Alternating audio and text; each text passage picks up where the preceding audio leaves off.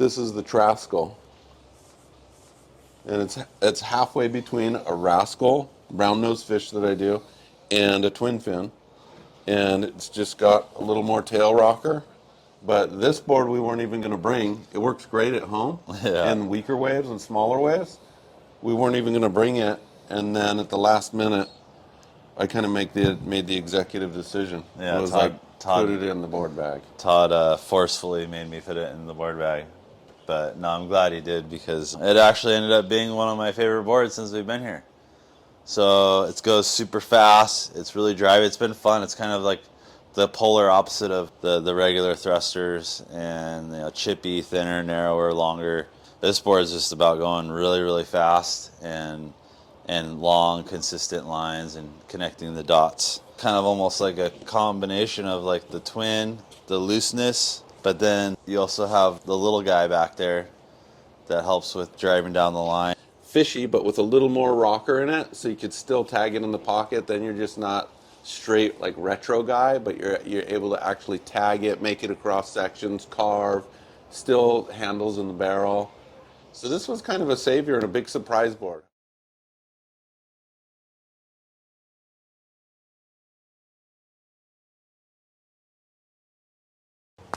So the second board, the Magnum Opus, we actually brought two Magnum Opus. The magic one, we let one of the locals borrow. I let him borrow it.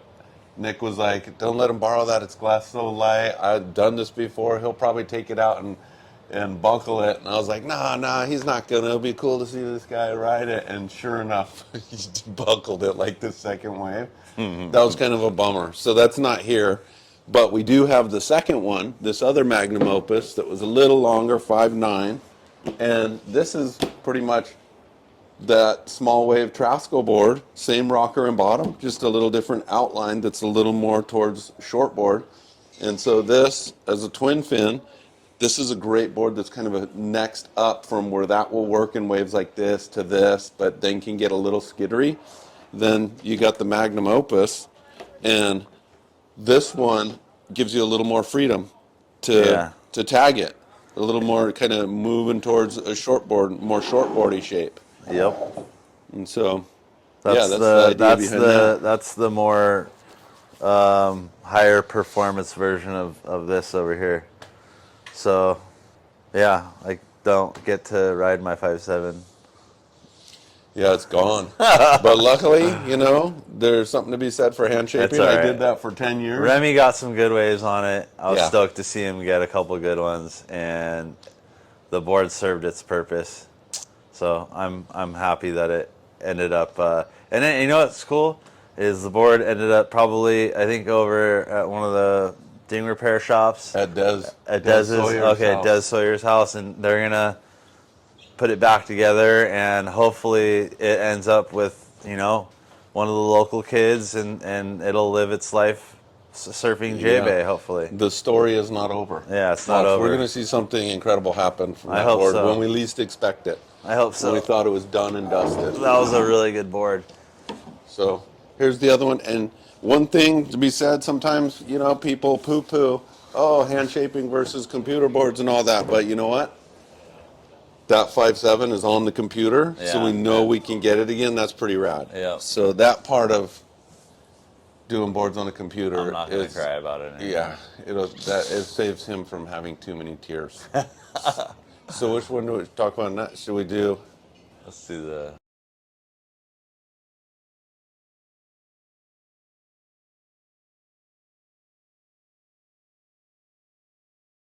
The 5.9. It's kind of more of a little bit squirtier, like compact version of like a shortboard. It's the Monster, so it's something I've literally, this is like the bread and butter at home board. In the Monster, you ride it a little bit shorter than a regular shortboard, a little bit wider. The rails are a little boxier, so it's more of like average waves, almost bordering on grovelly waves type board, but still high performance. Where all the other rest of these shortboards, we did all 6.0s, and then one 6.2 step up for like bigger barreling days. But everything else is 6.0s, and then that's kind of the step down grovelly board that we brought just in case. Yeah, so rode it yesterday, went really good. Felt killer. felt good. Felt like it could do everything I needed to do on it.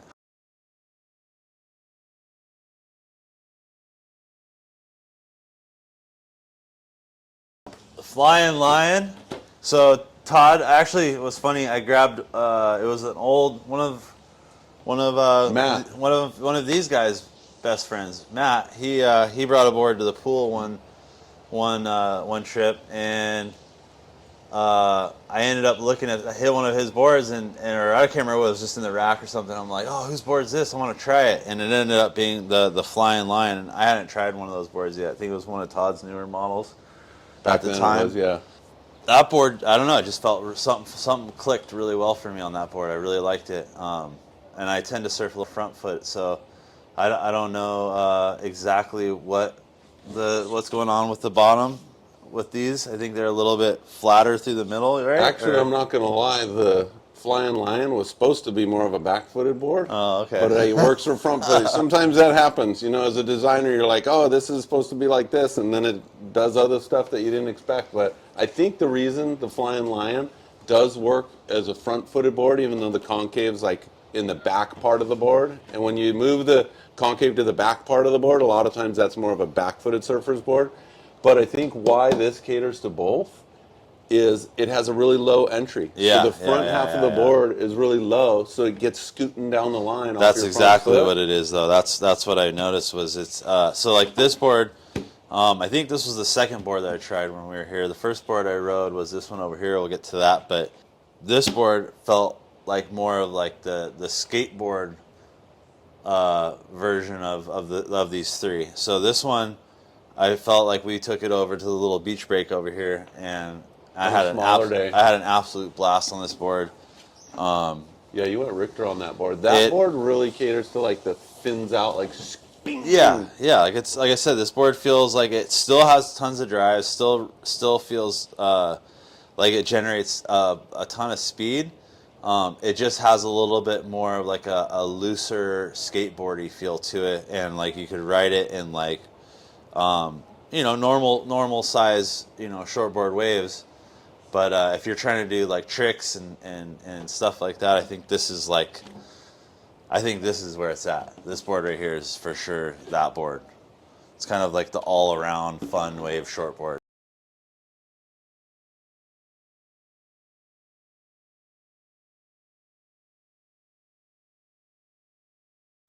All right, 6.2. This was the step up for the trip. In my opinion, my humble opinion, I believe Todd did some of his best work with these shortboards.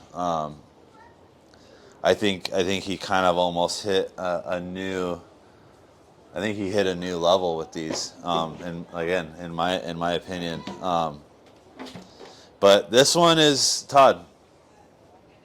You know more about this board in particular. I only got a few waves on this one because waves only got big for like one day, and I got a good barrel on it. Yeah, got a great barrel on this. Well, thanks for those compliments. Yeah. I appreciate it. Yeah, this was a 6.2. We brought all 6.0 shortboards, but we did one 6.2 for if it was a bigger day, bowly day, and so we did need it. At first, we were looking at the forecast. We're like, oh, no, we're not even going to need that board. Why did we bring it? And then got a good tube on it. It served its purpose. But this one is a 6.2 based off of the one that was the favorite board. We'll probably talk the most about this puppy right here. It's called the Supernatural. You guys have, I've been doing that for like about the last year, so you guys have heard about the Supernatural design. That's one that we refined a bit, pulled the wide point back just a hair, so it's got a little more curve back there. But the Supernatural and the Supernatural Step Up, both the main feature in these is they have a wide open sweet spot. So if you're a person that's like, oh, I surf off my front foot, or you're a person that's like, I surf off my back foot, doesn't matter. The sweet spot's wide open, and the reason for that is that it's an even single to inset doubles all the way through. That type of a board, especially for a point break, carries a constant, steady flow, and it caters to a lot of different, if you're narrow stance, wide stance, back foot, front foot, this is like the user-friendly all-around hull contour. So a little extra rail line for when it's big, and then that's the regular Supernatural. But we have a couple others here too, so I'm going to let Nick walk through. So 6.2, I only got a few waves on, but I got a good barrel on it. So still a lot more surfing to do on that board.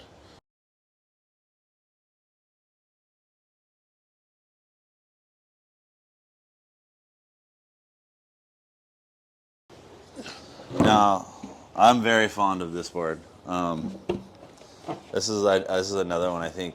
I mean, all three of these, or all four of them, are insane, but something very, very unique and special about this board. It's just like a conglomeration of a bunch of different ideas. Has a lot of like the apex point in the rocker rather than being in the center of the board. Yeah. Like a lot of boards, the rocker kind of peaks right in the middle of the board. And that's cool, kind of traditional, but I think the future is going to be when you have the actual rail line rocker and the apex of the stringer line rocker. What's happening in the middle? You have that curve apexing back here between the feet. Then it acts as kind of like a swinging pendulum through turns. So you're riding more on a ball bearing than you are kind of on a straight. And so that was a part with this board that was really unique. And then the rails. Nick was like, hey, I want some pinch down rails. And Steve too. Yeah. You know, that we're here with in JBay. His feedback to me too was like, hey, let's pinch those rails down for some more sensitivity, and you were on that same page. Yeah. And then Yeah, we did some cool stuff with this. and it's flatter here too. We flattened the deck out. We kept majority of the volume through the middle of the board, and then just did a smaller taper on the rails, and left the rails a little bit sharper. It's got tons of concave through the back half of the board, and it's an extremely drivey board. So this board, I feel like when the waves are like really good out here and really, really like bowly, that's when this board comes to life. And this is the 2030, by the way. Yeah. People are familiar with the 2030 model. That's what this is. It's a refined 2030. It's my latest, like, refined version And of the it's got 2030. my favorite tail outline. It's like a hybrid between the squash and the round tail. This is my new favorite obsession with tail designs. So you get the release of a squash tail with that little bit of flat there, but it's kind of like a round tail too, so it'll hold a rail, do nice like figure eight carves, but it'll still let you release in the sections that, you know, are more stood up and kind of like clamshelling back at you. So super drivey, super fast, and I'd say the good, like super good wave board.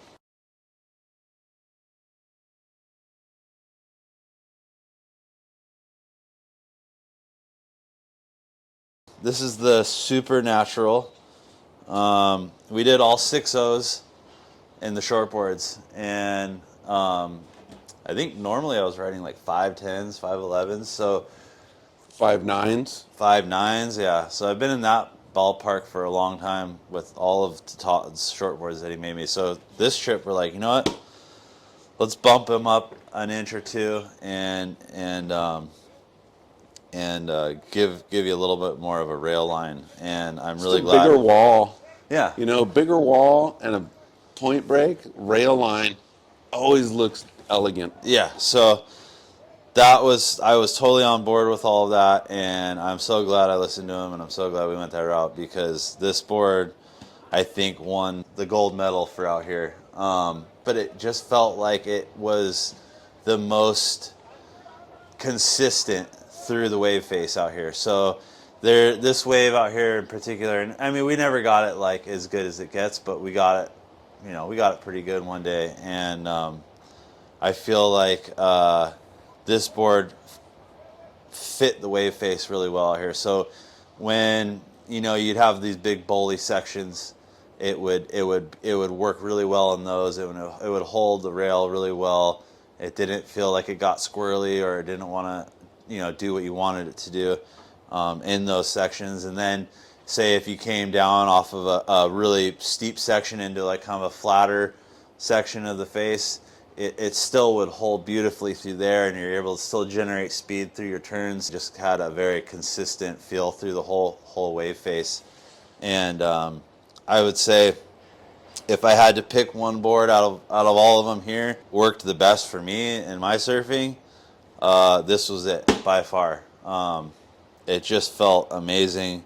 I felt like I could do the surfing that I wanted to in my head. Granted, I'm working through back pain and food poisoning and getting over a flu, but I was able to manage to surf really well on this board. I feel like, and great, bro. I'm stoked. I'm stoked. I was able to surf the way I was able to surf. You know, for not being in the water as much as I would have liked over the last like 10 years. So, yeah. And then talk about it a little bit more as far as the details. And for not having a plan to come to JBay. yeah, for not a month before. Yeah. The next thing was like we woke up and we're like, whoa, we're in JBay with a bunch of quivers with a rad crew with bros and getting waves and this supernatural. Yeah, I would testify same thing.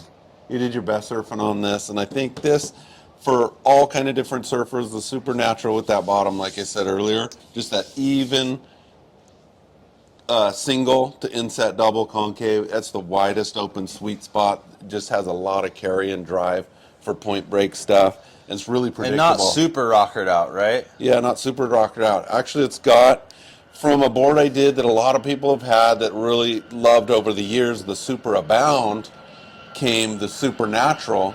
And what I did was I just moved that apex point in the rocker back to between the feet. I added more tail rocker so you get more responsiveness and tighter hook in the pocket. But and the single to double, it's not a traditional like kind of shallow single to double. It's pretty dug out, but it's not like super dug out like a toe board or anything radically extreme, but it is a little deeper than typical running through the entire bottom. And then the entry rocker is lower in here than what I was doing, previously in like the Super Abound designs and some of the other shortboard designs. So a little less entry rocker here, gets into the waves, gets down the line faster, and a little more tail rocker here for just more responsiveness in the pocket. And the apex point moved here to between the feet. That's the one. Supernatural.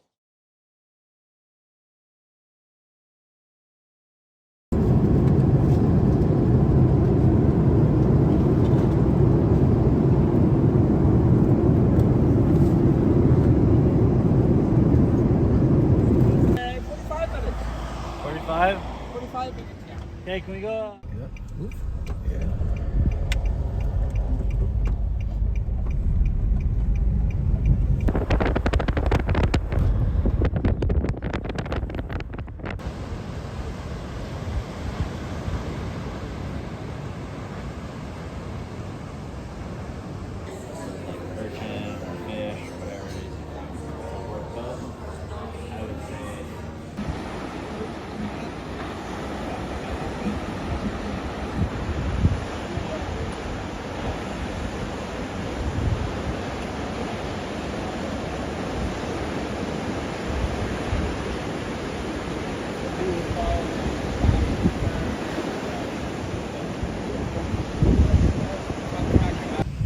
Look at them. Look at all these amazing shells. I'm gonna zoom in. Look at them.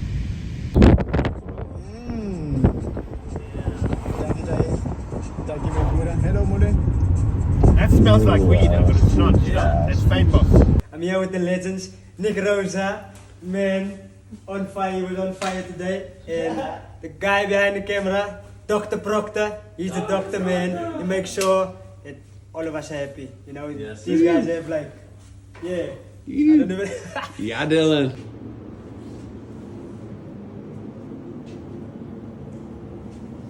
Here in JBay, shaping a couple boards for